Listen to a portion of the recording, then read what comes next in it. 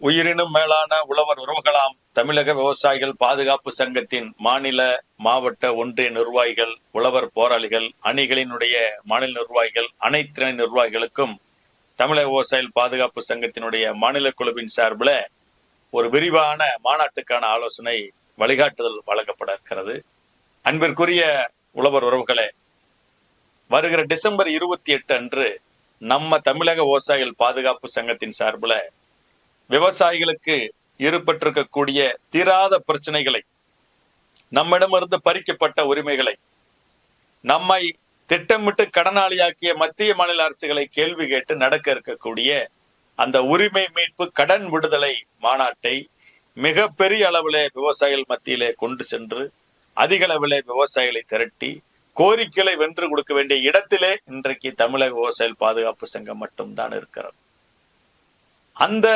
அதற்கான பணிகளை நாம் எவ்வாறு செய்வது, எவ்வாறு ஒருங்கிணைப்பது அப்படின்னா, முதல்ல இந்த மாநாட்டுக்கான பெயர் முக்கியம். அதை நீங்கள் உள்வாங்கிக் கொள்ள வேண்டும். அதாவது விவசாயிகள் உரிமை மீட்பு மற்றும் கடன் விடுதலை மாநாடு.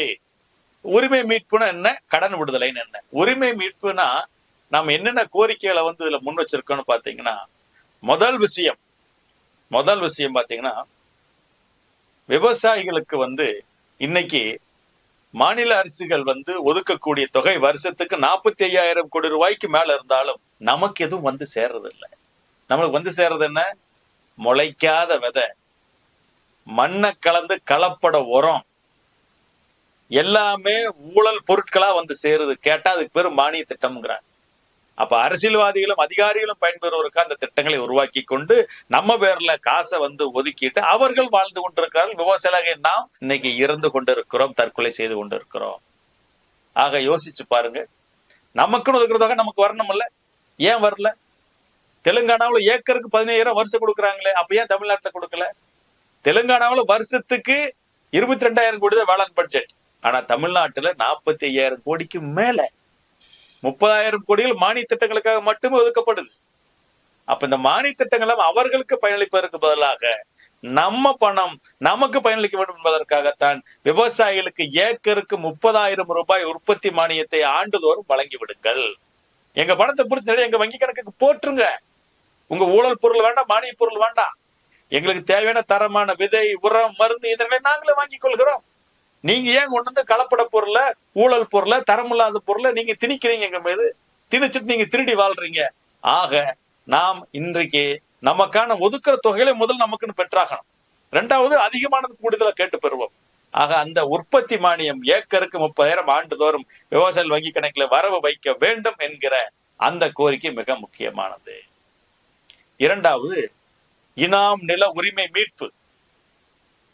இந்தியா முழுவதும் இனாம் நிலங்களை உழுது கொண்டிருந்த மக்களுக்கு, குடியிருந்து கொண்டிருந்த மக்களுக்கு நிலச்சீரத்தின் அடிப்படையில, இந்திய அரசியலமைப்பு சட்டத்தின் வழிகாட்டியின் அடிப்படையில பட்டா போட்டு கொடுத்தாச்சு, நில உரிமையை கொடுத்தாச்சு, சட்டம் போட்டு கொடுத்தாச்சு. ஆனா தமிழ்நாட்டுல சட்டமன்றத்துல சட்டம் இயற்றி பட்டா கொடுத்ததை செல்லாதுங்கிறாங்க, நிபந்தனை பட்டா செல்லாதுங்கிறாங்க.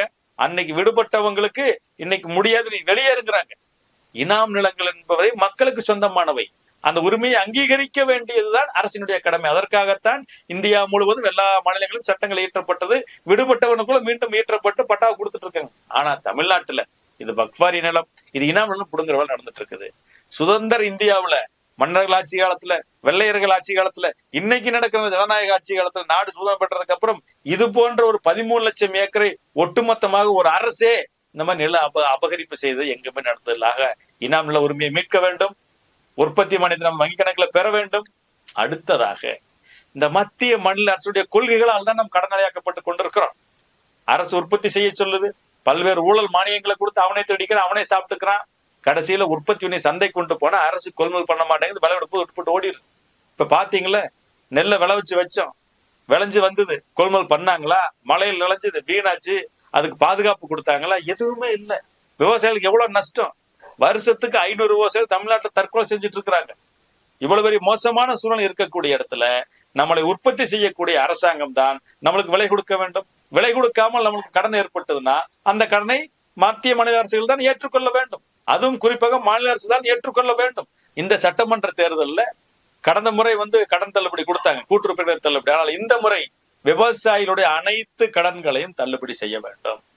கோழிப்பண்ணை கடன் உட்பட நம்முடைய இயந்திர கடன்கள், மத்திய வங்கிகள்ல வாங்கியிருக்கிற கடன், மாநில தொடக்கல்மை கூட்டுறவு வங்கிகள் பயிர்க்கடன், கூட்டுறவு சங்கத்துல வாங்கியிருக்கிற குறுகிய கால கடன், நீண்ட கால கடன், மத்திய கால கடன், எல்லா கடனையும் ஒரு முறை எங்களுக்கு தள்ளுபடி செய்ய வேண்டும். ஏனென்று கேட்டால் எங்களுக்கு கடனானதே இந்த அரசுடைய கொள்கைகளால் தான். அப்ப எங்களுக்கு கடனை இந்த அரசு தான் தீர்க்க வேண்டும் என்பதைத்தான் நம்ம கோரிக்கையா வைக்கிறோம், முழக்க வைக்கிறோம். அதன் அடிப்படையில் தான் கேட்டுக்கொண்டு இருக்கிறோம். எனவே வருகிற சட்டமன்றத்தில் வர இருக்கிறது, நாம் அனைவரும் ஒன்று கூடி மிகப்பெரிய விவசாயிகளாக திரண்டு நின்று அரசியல், ஜாதி, மதம், கட்சிகளை கடந்து கேட்கும் போது நமக்கு மிகப்பெரிய அளவுல விவசாயிகள் திரளுவார்கள்.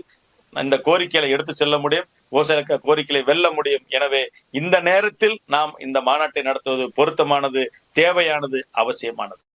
சரி, இந்த மாநாட்டுக்கு நம்ம 10 கோரிக்கைகள் வச்சிருக்கிறோம். மிக முக்கியமான 3 கோரிக்கைகள் வச்சிருக்கோம். இன்னும் 7 கோரிக்கைகள் உங்களுக்கு இருக்குதா, தெளிவா நான் பின்னாடி விளக்குறேன். அடுத்த மாநாட்டுக்கு எப்படி பணி செய்யறது, எப்படி வேலை செய்யறது? ஒரு மாநாட்டு பணி என்பது முதல்ல எப்படி தொடங்கணும்னா, மாவட்ட ஆலோசனை கூட்டங்களை நடத்தணும். ஆலோசனை கூட்டங்களுக்கு அங்க இருக்கிற மாவட்ட நிர்வாகிகள், மாநில நிர்வாகிகள், ஒன்றிய நிர்வாகிகள் எல்லாரையும் வர சொல்லி கூட்டத்தை போட்டு, அதுக்கு 7 கோரிக்கைகள் மாநில கோரிக்கைகள் வச்சிருக்கிறோம், 3 கோரிக்கைகள் மாவட்ட கோரிக்கைகள் வச்சிருக்கிறோம். அப்ப அந்த 3 மாவட்ட கோரிக்கைகள் எதெல்லாம் போடணும்னு தீர்மானிச்சு, அந்த ஒரு அழைப்புதல், மாநாட்டுக்கான அழைப்புதலை தயாரிச்சு அதை அச்சிட்டு ஒரு 5000 அடிச்சு கையில வச்சுக்கிட்டு அதை ஒன்றிய வாரி எவ்வளவு வேணுங்கிறத பிரிச்சு கொடுக்கணும். அப்ப அந்த அச்சிட்டு கையில வச்சுட்டு மாநில தலைமை குழுல இருந்து நீங்க நன்கொடை ரசீது கேட்டுப்பட்டுக்கணும். ஏன்னா ஒரு மாநாடு என்பது நிதி இல்லாமல் நடக்கவே முடியாது. இது நம்ம ஒரு ஆர்ப்பாட்டம் கிடையாது. பெரிய அளவில் விவசாயிகளை திரட்டுறதுக்கான 1 லட்சம் விவசாயிகளை திரட்ட வேண்டும் இலக்கோடு வேலை செய்யறோம். அப்ப திரட்டும் போது நம்மளுக்கு குறைஞ்சபட்ச மாநாடு செலவு 1 கோடி ரூபாய்க்கு மேல, 1 லட்சம் பேர் திரட்டும் 1 கோடி ரூபாய்க்கு மேல போய் நிற்கும்.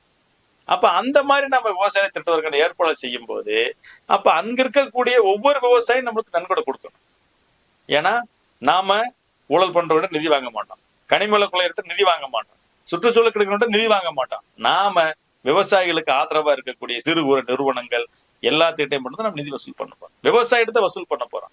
விவசாயிகளுக்காக விவசாயிகிட்ட பங்களிப்பு செய்யணும். ஏன்னா மற்றவங்க யாரும் இதுக்கெல்லாம் பங்களிப்பு செய்ய மாட்டாங்க.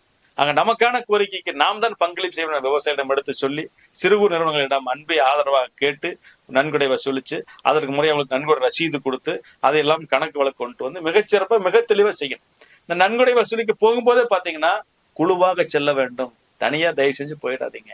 10 பேர் போங்க, எல்லா நிர்வாகிகளையும் கூட்டிட்டு போங்க, வாய்ப்புகளை நிர்வாகிகளையும் கூட்டிட்டு போய் அணுகி கேட்கும் போது 1000 ரூபாய்க்கு நம்மளுக்கு 10,000 ரூபாய் கிடைக்கும்.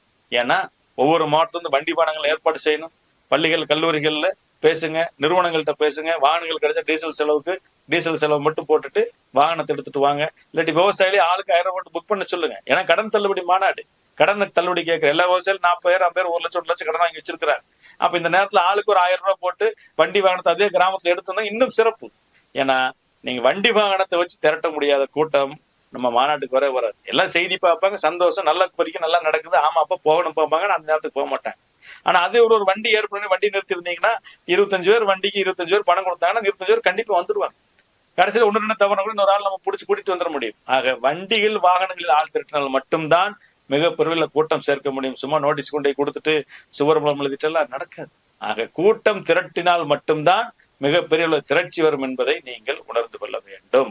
அடுத்ததாக ஒரு மாநாட்டுக்கு விளம்பரம் அவசியம், அழைப்புதல் அவசியம், நிதி அவசியங்கிற மாதிரி விளம்பரம் அவசியம். அது என்ன பண்ணணும், முதல்ல நம்ம இன்னைக்கு வாட்ஸ்அப் உலகத்துல உட்காந்துருக்கிறோம், பேஸ்புக் உலகத்துல உட்காந்துருக்கிறோம், இன்ஸ்டாகிராம் உலகத்துல உட்காந்துருக்கோம், சமூக ஊடகத்துல இருக்கிறோம், நம்ம கையிலேயே போன் இருக்குது. நாமளே மாநாடு செய்தி உலகம் பெற கொண்டு சேர்க்க முடியும். ஆக உங்க போன்ல 2000 பேர் கான்டாக்ட்ல இருக்காங்களா, பதிவு பண்ணி வச்சிருக்கீங்களா, 3000 பேர் வச்சிருக்கீங்களா, 1000 பேர் வச்சிருக்கீங்களா, எல்லாருக்கும் தினசரி செய்தி, மாநாடு சம்பந்தப்பட்ட செய்திகள் நீங்க எல்லாருக்கும் எடுத்து அனுப்புங்க. உங்க நண்பர்கள், உறவுகள், உங்களுக்கு தெரிஞ்சவங்க எல்லாருக்குமே இந்த மாநாட்டு செய்தி நீங்க அனுப்பணும். மாநாட்டோட நோக்கத்தை நீங்க தெளிவுபடுத்தணும். ஆக மாநாட்டுக்காக நாம் வெளியிடக்கூடிய அடுத்தடுத்த காணொலிகள் நிறைய வரும், ரீல்ஸ் எல்லாம் வெளியிடுவோம், அது எல்லாருக்கும் அனுப்புங்க. ஏன்னா இந்த காணொலி என்பது எப்படி மாநாட்டுக்கு சங்கமும் நிர்வாகிகளும் தயாராகும் என்பதற்கான காணொலி. இதை நீங்க அனுப்ப வேண்டியதில்லை. இது நீங்க எப்படி வேலை செய்யணும் என்பதற்கான மாநில குழுவினுடைய வழிகாட்டுதலுக்கான காணொலி. ஆனா இனிமேல் போடுற காணொலியில போற ஒவ்வொருத்தருக்கு அனுப்புறதுக்கு ஏற்படும். ஏன்னா ஒவ்வொரு நிர்வாகியும் ஒரு ஐடி விங்கா, ஒரு தகவல் தொழில்நுட்பணியாக செயல்பட வேண்டும். ஒவ்வொரு நிர்வாகியும் குறைஞ்சபட்சம் ஒரு சுவர் விளம்பரம் எழுதணும். நீங்க மாநாட்டுக்கு பாத்தீங்கன்னா இன்னும் 2 மாசம் இருக்குது. இந்த 2 மாச காலத்துல ஒவ்வொரு நிர்வாகியும் குறைஞ்சபட்சம் ஒரு சுவர் விளம்பரம், வாய்ப்பு இருந்து 2-3 எழுதுங்க. அவங்க நிர்வாகிகளோட பேரை போட்டு எழுதுங்க, இல்ல ஒன்றியத்தின் சார்பில் மாவட்ட சார்பில் பொதுவா செய்யறதுனால பொதுவா போட்டு எழுதுங்க. அப்படி நீங்க சுவர் விளம்பரம் எழுதும்போது 2 மாசம் அந்த சுவர் விளம்பரம் எழுக்கும். நகரத்துல, மத்தியில, நிழல் கொடையில, அரசு சுவர்கள்ல, அதே மாதிரி கிராமங்கள்ல முக்கியமான இடங்கள்ல சந்தையில் குடும்பங்கள்ல நீங்க இந்த சுவர் விளம்பரம் எழுதும்போது மிகப்பெரிய அளவுல ஏன்னா ஒவ்வொரு முறையும் பார்க்கும்போது மாநாட்டு செய்தி பணி மக்கள் மத்தியில பதியும், விவசாயிகள் மத்தியில பதியும். அந்த சுவர் விளம்பரம் எப்படிங்கிற மாடலும் உங்களுக்கு நாங்க ஏற்கனவே போட்டிருக்கோம், இன்னொரு முறை போடுறோம். ஒவ்வொரு நிர்வாகியும் குறைஞ்சபட்சம் ஒரு சுவர் விளம்பரம் முடிஞ்ச வரைக்கும் 4-5 எழுதுங்க. அந்த சுவர் விளம்பரத்துக்கு பாத்தீங்கன்னா மாவட்டத்தின் சார்பில் ஒருத்தரை பேசிட்டு அவர் எழுத சொல்லுங்க. ஒரு சதுரடிக்கு 4000 ரூபாயிலிருந்து 6 ரூபாய் வரைக்கும் வாங்கி தமிழ் ஒரு எழுதிட்டு இருக்கிறாங்க. அப்ப அந்த சுவர் விளம்பரத்தை செய்யறது, அழைப்புதல் தயாரிக்கிறது, நன்கொடை சேகரிக்கிறது, அதற்கு அடுத்து பாத்தீங்கன்னா வாகன ஏற்பாடு செஞ்சு கூட்டத்தை திரட்டிட்டு வர்றது, இந்த மாதிரியான ஏற்பாடுகள்ல நாம மிகச்சிறப்பாக தெளிவாக செய்ய வேண்டிய அவசியம் இருக்கிறது. அடுத்தது இன்னும் எப்படி இந்த மாநாட்டுக்கு போறோம்னா, நாமும் கிராமமாக செல்ல வேண்டும். கிராமமா செல்றதுக்கு என்ன பண்றது? ஒரு மாவட்ட குழு இருக்குது, மாவட்ட அவைத் தலைவர் இருப்பாங்க, செயலாளர் இருப்பாங்க, அமைப்பு செயலர் இருப்பாங்க, பொருளாளர், துணை செயலாளர் பாத்தீங்கன்னா இப்படி ஒரு 10 பேர் நிர்வாகிகள் குறைஞ்சு வச்சிருப்பாங்க. இந்த ஒவ்வொரு நிர்வாகியும் அங்க இருக்கிற மாவட்ட செயலாளர் எல்லாரையும் உட்கார வச்சு பேசி ஒவ்வொருத்தரையும் ஒவ்வொரு ஒன்றியத்துக்கு பொறுப்பாக்குங்க. இல்லாட்டி 10 பஞ்சாயத்துக்கு 15 பஞ்சாயத்துக்கு பொறுப்பாக்குங்க. அந்த 10 பஞ்சாயத்துல 15 பஞ்சாயத்துல அவங்களுக்கு பொறுப்பாக்கின ஏரியா எவ்வளவு ஒரு ஒன்றியமோ இல்ல அதுல பாதி அவங்களுக்கு கொடுத்து இந்த பகுதிகளில் போய் விவசாயிகளை போய் ஒவ்வொரு பஞ்சாயத்து வாரிய விவசாயிகள் அழைக்கணும். ஒரே நாள்ல கூப்பிட்டா வந்துட மாட்டாங்க. போய் முதல் முறை சொல்லி 10 விவசாயம் இருப்பாங்க, பேசி நோட்டீஸ் கொடுத்து பேசிட்டு வந்தோம்னா அப்புறம் ஒரு கூட்டத்துக்கு ஏற்பாடு பண்ணுவாங்க. மாவட்ட செயலாளரை கூட்டிட்டு போய் நீங்க அங்க பேசுனீங்கன்னா அடுத்த முறை வரும்போது 25 பேருக்கு வருவாங்க. அப்ப அந்த கிராமத்தின் சார்பு ஒரு 25 பேர் நமக்கு வர்றதுக்கான ஏற்பாடு இருக்கு. நீங்க தெளிவா திறமை வேலை செய்யுங்க. ஒரு கிராமத்துல இருந்து 5 வண்டி 10 வண்டி கூட கிளம்பும். அந்த அளவுக்கு இன்னைக்கு விவசாயிகள் பிரச்சனை இருக்கிறாங்க, விவசாயிகள் அவ்வளவு சிரமத்தில் இருக்கிறாங்க. எனவே ஒவ்வொரு ஊராட்சியாக போக வேண்டும். ஒவ்வொரு மாவட்ட நிர்வாகியும் ஒவ்வொரு ஒன்றியத்துல ஒரு பகுதிக்கு பொறுப்பாக்க வேண்டும். அவர்கள் அந்த பகுதியில கூட்டம் திரட்டுறது, அவர்கள் அந்த பகுதியில் சுவர் விளம்பரம் செய்யறது, அங்க நன்கொடை சேகரிக்கிறதுக்கு எல்லாவற்றுக்கும் அவர்களை பொறுப்பாக்கி அவர்களுக்கு வாய்ப்புகளை கொடுக்கணும். அப்பதான் அவங்க திறமைகள் வெளிப்படும். அந்த திறமைகள் மூலமா தான் அடுத்த கால பதவி உயர்வுகள் எல்லாத்தையுமே நம்ம கொடுக்க முடியும். ஆக ஒவ்வொரு மாவட்ட நிர்வாகியும் ஒவ்வொரு பகுதிக்கு பொறுப்பாக்க வேண்டும். அங்க பஞ்சாயத்து வாரியா கூட்டத்தை நடத்தி கூட்டத்திற்கான ஏற்பாடு, சுவர் விளம்பரம் செய்யறது, நன்கொடை வசூல் பண்றது, அங்க இருக்கக்கூடிய எல்லா நிர்வாகிகளையும் இந்த மாநாட்டுக்கு அழைக்கிறதுக்காக வேலைகளை எல்லாரும் ஒருங்கிணைந்து செய்வதற்காக மாவட்ட குழுவின் சார்பில் ஒருத்தரை பொறுப்பாக்கி அவர்கள் மூலமாக அந்த ஆலோசனை கூட்டத்தை ஒவ்வொரு ஊராட்சியிலும் நடத்தி 2 முறை 3 முறை ஃபாலோ பண்ணி ஒவ்வொரு ஊராட்சிக்கும் ஒவ்வொரு வாட்ஸ்அப் குரூப் துவங்கியிருக்கேன். ஒரு சாதாரணப்பட்ட அங்க இருக்கிற ஒரு கரிப்பு கிராமம் விவசாயிகள் ஒரு குழு உருவாக்கி அந்த எல்லா அங்க இருக்கிற விவசாயிகள் போற உறுப்பினராக சேர்த்து குடும்பத்துக்கு எல்லாரையும் சேர்த்து தொடர்ச்சி மாநாடு சம்பந்தப்பட்ட செய்தி போட்டுக்கிட்டே இருங்க. நம்ம சங்கத்தோட நிகழ்வுல போட்டு இருங்க. கண்டிப்பா ஒரு தமிழக விவசாயிகள் பாதுகாத்து ஒரு நல்ல அமைப்பு இருக்கிறது, நம்ம போலாம். மாநாடு சிறப்பு நடக்குது, விவசாயிகளுக்கு நடக்குது. இது அரசியல் உள்நோக்கத்தோடு நடக்கல, விவசாயிகளுக்கான கோரிக்கை நோக்கத்தோடு நடக்கிறது என்பதை அவர்களுக்கு புரிந்து கொண்டு கண்டிப்பாக மாநாட்டுக்கு வருவார்கள். இந்த மாநாடு எழுச்சியை பெற வேண்டும், மாநாடு வெற்றியை பெற வேண்டும், கோரிக்கை நிறைவேற வேண்டும் என்றால் நாம் அனைவரும் இன்னும் 2 மாத காலத்திற்கு ஒருங்கிணைந்து நட்பாக அன்பாக அனைவரையும் அரவணைத்து சில கோபதாபங்களை சில எல்லாத்தையும் விட்டு கொடுத்து அன்பாக நட்பாக வேலை செஞ்சு மிகப்பெரிய அளவுல வேலை செய்ய வேண்டும். ஏனென்று கேட்டால் இன்னைக்கு வேலை செய்யறது பிரச்சனை இல்லை. ஒரு வேலை செய்ய சொன்னா அந்த வேலையில 10 பிரச்சனை கொண்டு வர்றாங்க. மாநில தலைமைக்கு, மாவட்ட நிர்வாகத்துக்கு, மாவட்ட செயலாளர்களுக்கு 10 பிரச்சனை கொண்டு வர்றாங்க. அப்ப வேலை செய்யும் போது அன்பாக நட்பாக அரவணைத்து எல்லாரையும் பேசி செய்யணும், விட்டு கொடுக்கணும், கோவப்படக்கூடாது, பொறுமையா இருக்கணும், அன்பா இருக்கணும், நட்பா இருக்கணும். ஈகோயிசம் நான் தான் யாரு, நான் யாரு தெரியுமா, நான் என்ன பொறுப்பாளர், நீ என்ன எனக்கு அப்புறம் வந்தது, நீ என்ன சொல்ற நான் கேட்கறது, என்ன நீ சொல்லிட்டே இருக்கிற, இந்த மாதிரியான ஏற்பாடுகளுக்கெல்லாம் போகாம வாங்கன்னா சொல்லுங்கன்னா எல்லாரையும் அரவணைச்சு தப்புங்கன்னா சரின்னா அடுத்த முறை சரி பண்ணிக்கிறேன்னு சொல்லி போட்டு தவறே சொன்னாலும் குறைய சொன்னாலும் அதை பொறுமையாக எடுத்துக்கொண்டு அருமையாக பணியாற்றிட வேண்டும். எனவே இந்த மாநாடு ஒரு மிகச்சிறப்பான வெற்றியை பெறப்போகிறது. நம் அனைவரும் விவசாயிகளுக்கான முக்கியமான கோரிக்கைகளை தீர்க்க போகிறோம். அந்த பெருமையும் அந்த அன்பும் அந்த பாராட்டும் நமக்கு வர இருக்கிறது. இதெல்லாம் வர வேண்டுமானால் நாம மிகப்பெரிய ஒரு கூட்டத்தை கூட்டுவோம். அதற்கு இந்த மாதிரி படிப்படியாக வேலைகளை உடனடியாக நீங்கள் தொடங்க வேண்டும் என தமிழக விவசாயிகள் பாதுகாப்பு சங்கத்தின் மாநில குழுவின் சார்பில் நான் அன்போடு கேட்டுக்கொள்கிறேன். சுவர் விளம்பரம் செய்ய சொன்னோம். மாநாட்டுக்கு ஒரு 15 நாளைக்கு முன்னாடி பாத்தீங்கன்னா ஒவ்வொரு கிராமத்திலையும் ஒரு பிளக்ஸ் மாநாட்டோட கோரிக்கைகள் அதை நாங்க வடிவமைச்சு கொடுத்துட்றோம். ஒவ்வொரு கிராமத்திலையும் வைக்கணும். அங்க இருக்கிற உறுப்பினர்கள் பேரு, நிர்வாகிகள் பேரு, மாவட்ட செயலாளர் பேரு எல்லாத்தையும் போட்டு ஒவ்வொரு கிராமத்திலையும் பிளக்ஸ் வச்சுலாம் அந்த விவசாயிகளுக்கு அந்த செய்தி போகட்டும். கிராமம் எங்க பார்த்தாலும் தமிழ்நாட்டில் திரும்பி பார்த்தா நம்மளோட மாநாட்டுக்கான பிளக்ஸா தான் நிக்கணும். கிராமந்தோறும் ஒரு பிளக்ஸ் வைக்கும் போது இன்னும் மிகப்பெரிய போய் சேரும். அடுத்தாக போஸ்டர் அடிச்சு ஒட்டருக்கு போறோம். போஸ்ட் டிசைன் பண்ணி கொடுத்துரும். அந்தந்த மாவட்டத்துல அடிச்சு போஸ்டர் ஒட்டுங்க. ஏன்னா அந்த போஸ்டர் இன்னும் பாத்தீங்கன்னா ஒரு இடத்துல ஒரு சுவர் விளம்பரம் ஒரு போஸ்டர் பாத்தீங்கன்னா நிறைய வேலைகளை செய்யும்.